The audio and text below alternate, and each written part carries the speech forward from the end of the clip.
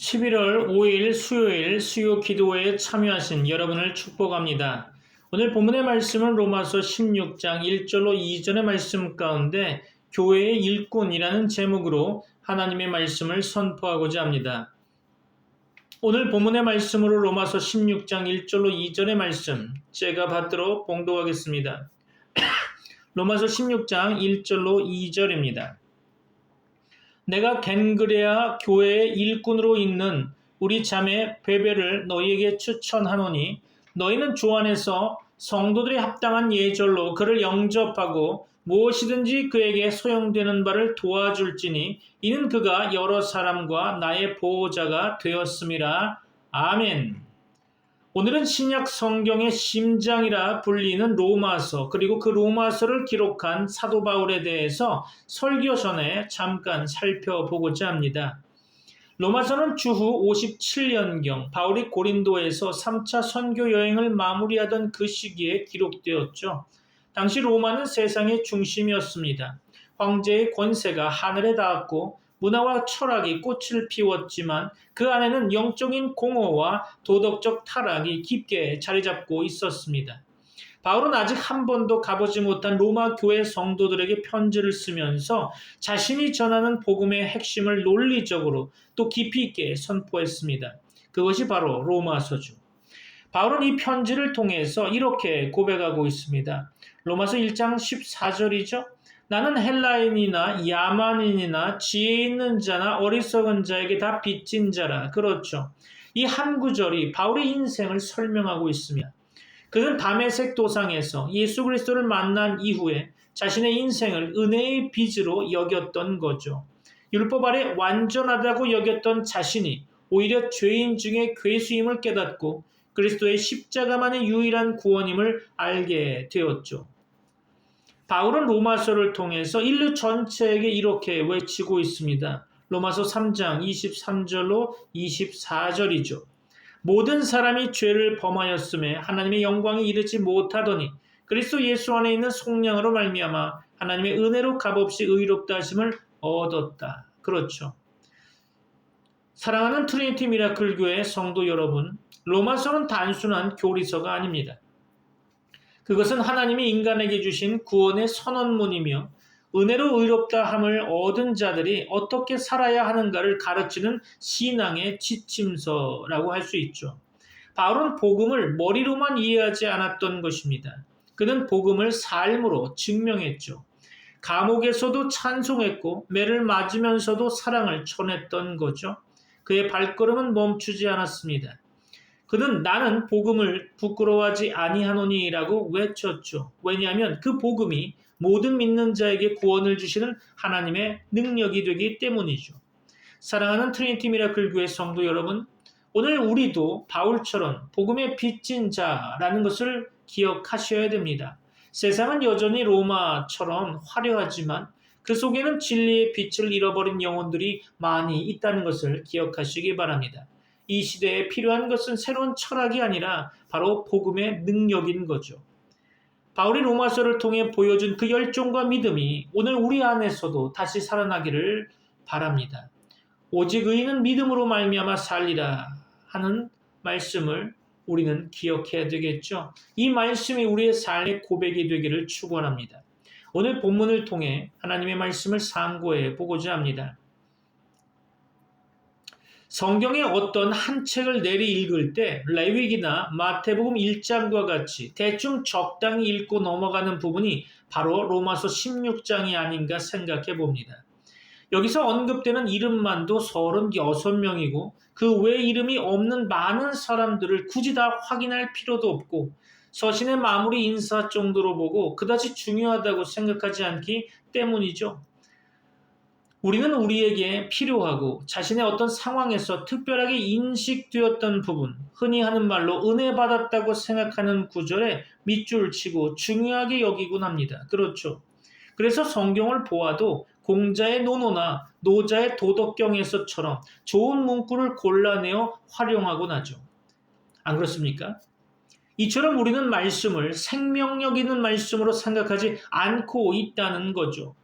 우리가 말씀을 적용한다고 생각하는 것 자체가 말씀은 활자로 죽어 있고 자신은 살아있다는 입장에서 성경을 대하기 때문이 아닌가 생각해 봅니다. 하나님의 말씀은 활력이 있고 말씀이 판단하여 실체가 온전히 드러나게 되어 있겠죠. 그렇죠? 이런 점에서 하나님의 말씀을 어떻게 대하느냐에 하는 것은 삶의 방향성이 자기 자존심을 세우고 세상에서 살아남는 것에 있느냐 아니면 십자가로 잡혀 있느냐 하는 차이로 나타나겠죠. 그렇기 때문에 자신의 입장에서 성경의 어떤 부분은 대단히 중요하고 어떤 부분은 중요하지 않다고 생각한다면 그것은 잘못된 생각이겠죠. 성경 말씀이 하나님의 계시라고 할 때 왜 계시로 주셨는가 하는 것을 우리는 생각해 볼 필요성이 있습니다. 성경을 보면 수많은 인물의 수치스러운 일이나 개인적인 일도 많이 기록되고 있는 것이 사실이지만 하나님의 계시라는 측면에서 보자면 그 모든 일들을 통해서 하나님 자신을 십자가의 예수 그리스도로 드러내시는 거죠. 그렇다면 오늘 본문도 마찬가지겠죠.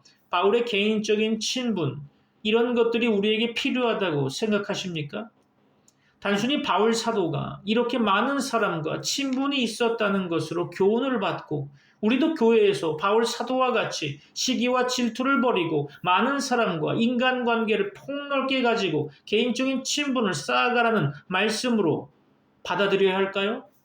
성경은 지금 그런 개인적인 친분을 말하려는 것이 아닙니다.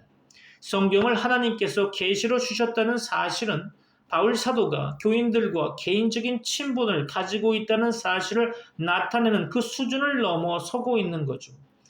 이런 점에서 오늘 본문 역시 단순히 바울의 개인적인 이야기를 하는 것이나 또 개인적인 마지막 인사를 나누는 것으로 보아서도 안 될 것입니다. 성경을 하나님의 계시로 믿는다면 본문 속에서도 우리는 하나님의 복음을 말씀하고 그 복음의 핵심인 예수 그리스도를 나타내고 있는 것으로 이해해야 할 것입니다.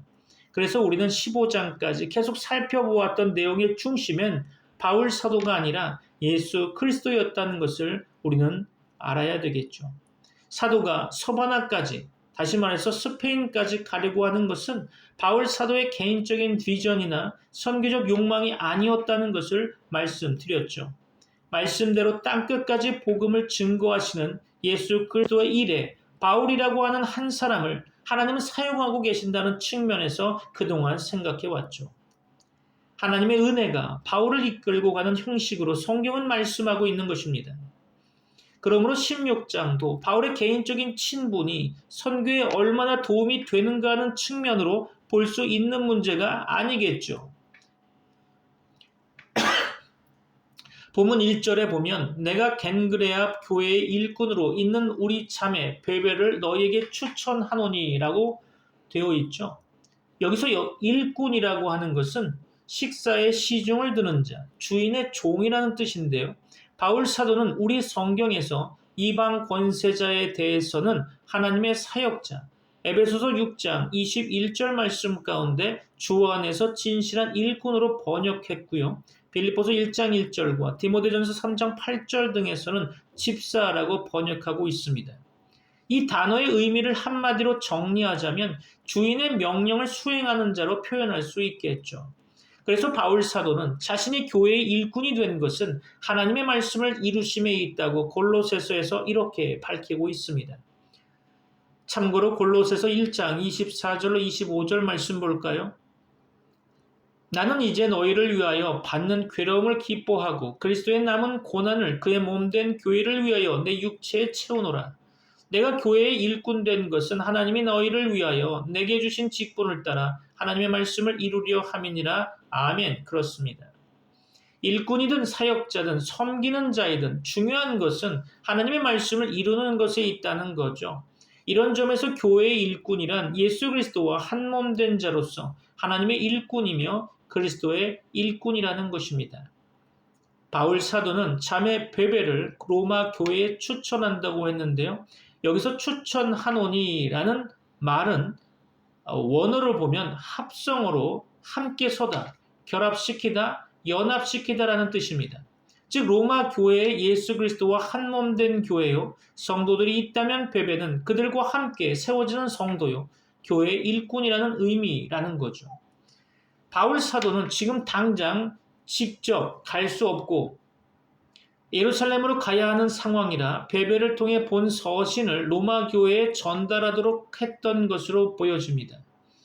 이때가 주 56년에서 57년경이었고요. 그 후 바울은 약 60년경에 로마로 압송되죠.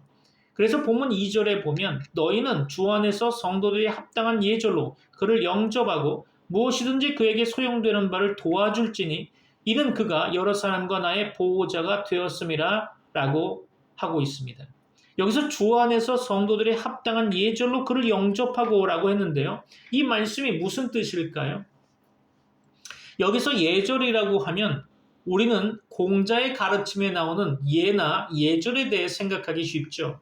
교인들 간에도 깍듯하게 예절을 잘 지켜야 하고 또한 그런 교인들이 참으로 신실한 성도라고 생각하고 있지는 않습니까? 무례하고 예의가 없으면 믿음이 없는 것으로 간주하곤 합니다. 그래서 교회에서도 어른으로 자처하는 사람들은 대접받기를 원하고 젊은 사람들이 인사를 잘하지 않거나 공손하지 않으면 예의가 어긋나 있고 믿음이 없다는 것으로 야단치고 합니다. 그러나 본문에서 말씀하고 있는 것은 도덕적이거나 윤리적인 예의를 갖추는 것을 말하고 있지는 않아 보입니다. 여기 본문은 주 안에서라고 먼저 말씀했고요. 또한 성도들이 합당한 예절이라고 표현하고 있는데요. 그렇다면 이미 세상에서 말하고 있는 예의범절과는 좀 상관이 없어 보이죠.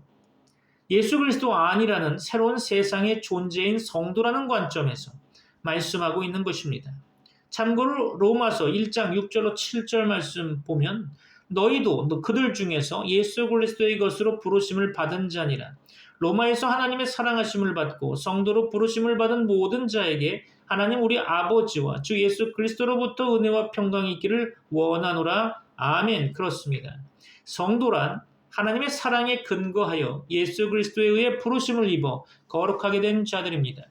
그래서 예수 그리스도로부터 오는 은혜와 평강을 누리는 자들인 거죠. 로마서 12장 1절로 2절의 말씀대로 표현하자면 예수 그리스도의 십자가 죽음에 함께 동참되어 하나님께서 기뻐하시는 거룩한 산 제물로 하나님 곁에 굳게 세워져 말씀의 섬김에 참여된 자로 세상을 따라가지 않고 마음이 새롭게 되어 하나님의 선하시고 기뻐하시고 온전하신 뜻이 무엇인지 분별하게 된 자들인 거죠. 그렇다면 오늘 본문에서 주 안에서 성도들의 합당한 예절로 그를 영접하라는 것은 단순히 도덕적인 예의범절을 말하는 것이 아니라 서로 십자가를 전제로 해서 예수 그리스도와 한몸됨을 존중하라는 뜻이겠죠. 결국 영역적인 면에서 주님 아니라고 표현한 것이 아니라 예수 그리스도의 십자가에 자신의 모든 정욕을 못 박은 상태를 의미하는 것이겠죠. 즉 날마다 죽는 상태로 있는 것입니다. 그러므로 주 안에서라고 하는 것은 인간 개개인이 존재하는 것이 아니라 예수 그리스도에 의해 새롭게 창조된 그의 몸의 상태가 된 교회로 베베를 대하여야 한다는 뜻이겠죠. 오늘도 마찬가지로 우리가 교회로 모인다는 것은 예수 그리스도와 한몸된 상태의 모임인 것입니다. 기억하시기 바랍니다. 선악을 알게 하는 나무의 과실을 먹은 인간이 자기 기준의 선악 체계를 가지고 상대를 대하게 되어 있죠. 그래서 사람과 사람과의 관계는 생존 경쟁에서 적으로 간주하고 상대를 밟고 죽이려고 할 뿐입니다. 그래서 죄인의 최초 모습은 가인이 아벨을 죽이는 것이었죠. 하나님에 대한 미움이 형제를 죽이는 것으로 드러난 것입니다. 하나님의 선택에 대한 불순종이 상대를 질타하고 죽이는 모습으로 나타난 거죠. 그 때문에 하나님께서 예수 그리스도로 친히 이 땅에 오셔서 십자가를 지신 것입니다. 그것만이 죄에 대한 해결책이기 때문이죠. 예수 그리스도 그분이 이 땅에 오셔서 십자가를 지셨다는 것은 누구도 하나님의 진노를 풀 길이 없었다는 뜻입니다. 이 땅에 어느 누구도 화목을 이룰 수 없었습니다. 그러므로 서로를 존중하고 인격적으로 대한다고 해서 화목이 이루어지고 평화가 오는 것이 아니라 하나님과 죄인들과의 관계를 십자가로 화목을 이루신 예수 그리스도의 믿음 안에서만 하나님 나라를 경험할 수 있는 것입니다. 그래서 하나님의 나라는 오직 성령 안에서 예수 그리스도의 의로 말미암아 주어지는 평강과 희락인 것이죠. 우리 안에는 주님께 대한 사랑뿐만 아니라 서로에 대한 사랑도 없고 존중할 마음도 없습니다. 그렇죠. 그저 자기 자신만 알고 자기를 위해서 살아갈 뿐이죠. 부모가 자식을 사랑하는 것이 고귀한 사랑이라고 말하지만 자식은 또 다른 나 자신이기 때문일 것입니다. 그런데 자기 자신을 향한 사랑이 예수 그리스도를 향해 나온다는 것은 내 것이 아니라 주님의 것이 주어졌기 때문이겠죠. 교회에서 성도가 서로 사랑하게 되었다는 것은 주님의 사랑이 임한 증거로 나타나는 것에 불과할 뿐입니다. 참고로 요한일서 4장 9절로 12절 말씀 봅니다. 하나님의 사랑이 우리에게 이렇게 나타난 바 되었으니 하나님이 자기의 독생자를 세상에 보내심은 그로 말미암아 우리를 살리려 하심이라. 사랑은 여기 있으니 우리가 하나님을 사랑한 것이 아니오 하나님이 우리를 사랑하사 우리 죄를 속하기 위하여 화목제물로 그 아들을 보내셨습니다. 사랑하는 자들아 하나님이 이같이 우리를 사랑하셨은즉 우리도 서로 사랑하는 것이 마땅하도다. 어느 때나 하나님을 본 사람이 없으되 만일 우리가 서로 사랑하면 하나님이 우리 안에 거하시고 그의 사랑이 우리 안에 온전히 이루어지느니라. 아멘. 그렇습니다.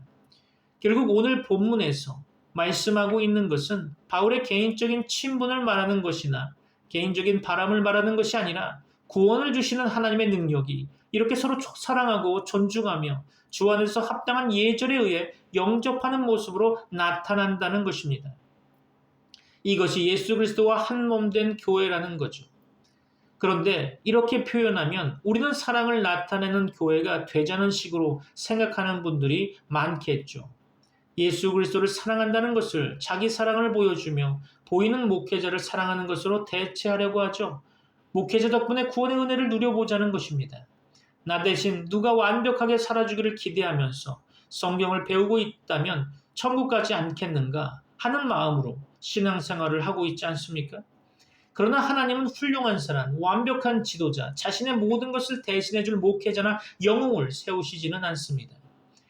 아니 이미 예수 그리스도 한 분만 세우셨죠. 예수 그리스도 그분 때문에 하나님은 모든 자를 못난 자로 세우십니다. 참고로 고린도전서 1장 26절로 29절 보겠습니다. 형제들아 너희를 부르심을 보라. 육체를 따라 지혜로운 자가 많지 아니하며 능한 자가 많지 아니하며 문벌 좋은 자가 많지 아니하도다. 그러나 하나님께서 세상에 미련한 것들을 택하사 지혜 있는 자들을 부끄럽게 하려 하시고 세상에 약한 것들을 택하사 강한 것들을 부끄럽게 하려 하시며 하나님께서 세상에 천한 것들과 멸시받는 것들과 없는 것들을 택하사 있는 것들을 폐하려 하시나니 이는 아무 육체도 하나님 앞에서 자랑하지 못하게 하려 하심이라. 아멘. 그렇습니다. 우리가 전달받고 하는 일들이 하나님으로부터 나오는 것임을 확인하도록 하기 위해서 세상의 약한 자들, 미련한 자들, 천하고 멸시받는 자들, 자신의 것이라고는 도무지 내세울 것이 없는 자들을 부르셨다는 것입니다. 일부러 이런 자들을 특별히 불렀다는 것이 아니라 우리는 본래 이런 자들이었다는 뜻이겠죠. 이렇게 함으로 하나님께서는 우리의 말이나 일이 인간의 생각이나 능력에 기인한 것이 아님을 증명하시겠죠. 오직 예수 그리스도의 십자가 희생만 인정하고 그 일만 영광으로 드러나는 것이 하나님 나라이기 때문입니다. 교회요 성도는 서로 사랑해야 하는 계명을 지키는 것이 아니라 이미 십자가 사랑 안에 들어와 있기 때문에 그 은혜가 우리를 사로잡아서 십자가로 한 몸됨을 확인하게 하시는 모임이고 그런 자가 교회의 일꾼이라는 것입니다. 말씀을 마무리하려고 합니다. 사랑하는 트리니티 미라클 교회 성도 여러분, 평안하시죠? 오늘 우리는 말씀을 마무리하면서 그리스도의 일꾼이라는 말을 좀 더 생각해 보고자 합니다. 일꾼이라는 말은 무언가를 위해 수고하고 헌신하는 사람을 뜻하죠. 그렇다면 그리스도의 일꾼은 무엇을 의미하는 걸까요? 이는 단순히 교회 안에서 특정 직분을 맡은 것을 넘어서게 됩니다. 그것은 바로 우리 삶의 모든 영역 가운데 예수 그리스도의 마음과 사랑을 실천하며 살아가는 것을 의미하는 거겠죠. 성경 베드로전서 4장 10절은 우리에게 이렇게 말씀하고 있습니다. 각각 은사를 받은 대로 하나님의 각양 은혜를 맡은 선한 청지기 같이 서로 봉사하라. 그렇죠? 이 말씀처럼 우리는 하나님께서 주신 각자의 달란트와 재능으로 이웃을 섬기고 복음을 전하며 어둠 속에서 빛을 비추는 소중한 존재들임을 기억하시기 바랍니다. 우리에게 주어진 삶의 자리, 즉 가정에서 부모로서, 자녀로서, 배우자로서, 직장에서는 동료로서, 상사로서, 그리고 지역사회에서는 한 구성원으로서 우리는 그리스도의 사랑을 전하는 통로가 되어야 할 것입니다. 따뜻한 말 한마디, 작은 친절, 도움이 필요한 이웃에게 내미는 손길, 그리고 약한 자를 위한 진심 어린 기도가 바로 그리스도의 일꾼으로서 우리가 행할 수 있는 귀한 사역일 것입니다. 때로는 지치고 힘든 순간도 찾아올 수 있습니다. 우리가 과연 그리스도의 일꾼으로서 합당한 삶을 살고 있는지 스스로에게 질문하며 좌절할 때도 있을 것입니다. 그러나 우리를 부르신 주님께서 우리의 발걸음을 인도하시고 우리에게 새 힘을 주시며 모든 것을 합력하여 선을 이루실 것을 믿으시기 바랍니다. 사랑하는 트리니티 미라클 교회 성도 여러분, 우리는 모두 그리스도 안에서 특별한 존재이며 각자에게 맡겨진 귀한 사명이 있다는 것을 기억하시기 바랍니다. 오늘 하루도 우리 삶의 현장에서 예수 그리스도의 아름다운 향기를 널리 퍼뜨리는 신실한 일꾼이 되시기를 간절히 소망합니다. 우리의 삶을 통해 하나님의 영광이 드러나기를 바랍니다. 주님의 은혜와 평강이 늘 함께 하시기를 주 예수 그리스도의 이름으로 축원합니다. 기도하겠습니다.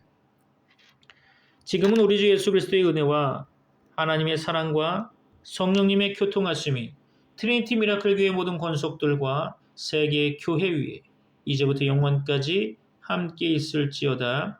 아멘.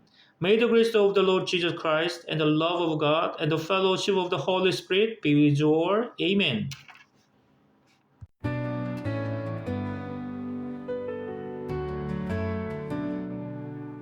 Our Father in heaven, hallowed be your name. Your kingdom come, your will be done, on earth as in heaven's reign. Give us this day our daily bread,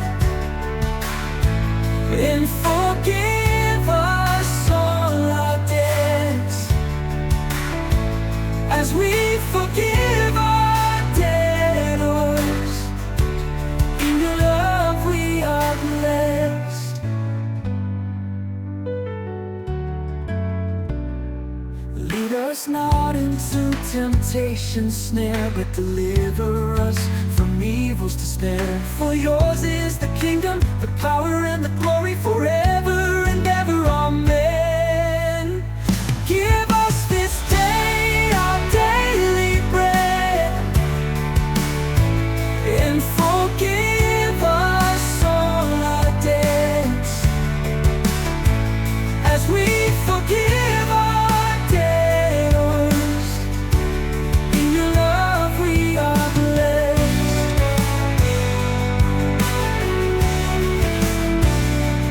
Lead us not into temptation's snare, but deliver us from evil's despair. For yours is the kingdom, the power and the glory forever and ever. Amen.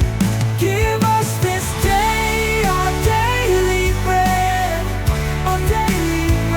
and forgive us all our debts, as we forgive our debtors. In your love we are blessed.